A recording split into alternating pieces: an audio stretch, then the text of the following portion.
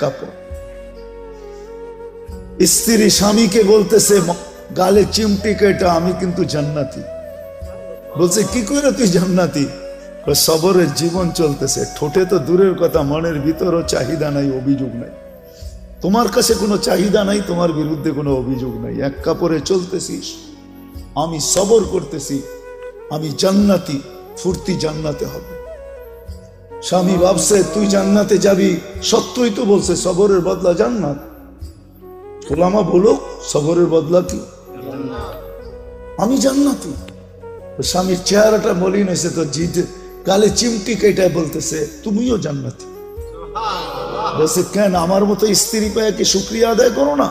বলছে পাগলি, একবার ডেলি 100 বার, শুকুরের বদলা জান্নাত, ফুর্তি জান্নাতে হবে। সুখ, সুখ, এটার নাম সুখ, এটার নাম সুখ না, এটার নাম সুখ না। এই জন্য আমাদের ঘরে সুখ নাই, আসবাব আছে। আসবাব না থেকে যদি রব্বে কাবার কসম দিন থাকতো, তাহলে আমরা সবাই চিৎকার দিয়া বলতাম আই এম হ্যাপি, আমি সুখী। আমরা সবাই সুখী থাকতাম। আজকে যুবক এত দামি যৌবন পাওয়ার পরেও সুখী না, যৌবন নিয়েও সুখী না।